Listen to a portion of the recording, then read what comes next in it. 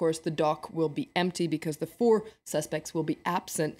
The Economist says that equally absent is any sense of excitement about the trial in Lebanon. And the Economist says that it's actually only media outlets owned by the Hariri family that are actually interested in the trial. According to this article, there's a feeling that this is not really a time for justice in Lebanon. The Lebanese have plenty of more probing problems to deal with. Among them, according to The Economist, is growing insecurity in the country, of course, due to the spillover effect from the Syrian civil war. But there are also very deep political divisions. The government has been in a stalemate for about 10 months now. And in fact, this tribunal has been a polarizing factor in Lebanese politics. And there's a feeling that any kind of a judgment won't actually bring justice and reconciliation to Lebanon. Okay, well, staying in the region, but moving on to Israel, where the press is focused on a bill to put forward a ban on the word Nazi. That's right. This ban would be for the word if it was used in a non-historical or educational way. And in sense, if you were actually calling somebody a Nazi. And actually, this bill was given preliminary approval by the parliament on Wednesday, but the press in Israel is really divided about the issue. I pulled out an article in Yediot Aharonot, which says it's about time. This article is actually surprised that this ban doesn't already exist in Israel in 2014, because after all, Israel is the only Jewish state in the world. According to this article, the word Nazi is unlike any other swear word, and that's why it should be prohibited. But the argument is a little weak, if I believe so. The Jerusalem Post has another point of view, though, and points out that it talks about the soup Nazi episode in Seinfeld, which is a very famous episode, and it points out that according to this ban, that episode might have to be bleeped. The word Nazi might have to be bleeped.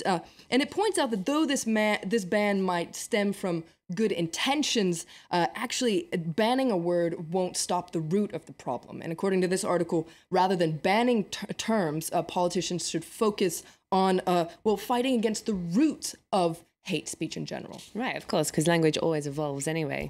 Okay, let's move on to the US, where there's a lot of focus on what's being dubbed the popcorn shooting. That's right. This happened on Monday when a retired police officer named Curtis Reeves shot and killed a 43-year-old man named Chad Olson for texting during a movie in Florida, and you can read more about it in the Daily Beast. Now, his lawyer has mounted what the media has dubbed a popcorn defense. Now, what is this about? Well, according to his lawyer's argument, as that argument in the movie theater escalated, Olson threw a bag of popcorn at Reeves, and his lawyer says that Reeves actually may have felt legitimately threatened by Olson, and throwing popcorn could qualify as an assault on an elderly person, and in Florida, this is a felony worth self-defense. So according to this article, this really raises the ugly specter of the stand your ground and the controversial Trayvon Martin trial. Now, another piece in the Christian Science Monitor says that this case really raises questions about concealed weapons, because Reeves was actually a police officer and actually carried a sidearm throughout his career. He was a retired police officer. And so he should have known better, according to prosecutors. And according to this article, there's so many concealed weapons in the U.S., and this case really raises the question of decision-making. Does carrying a concealed weapon change your decision-making?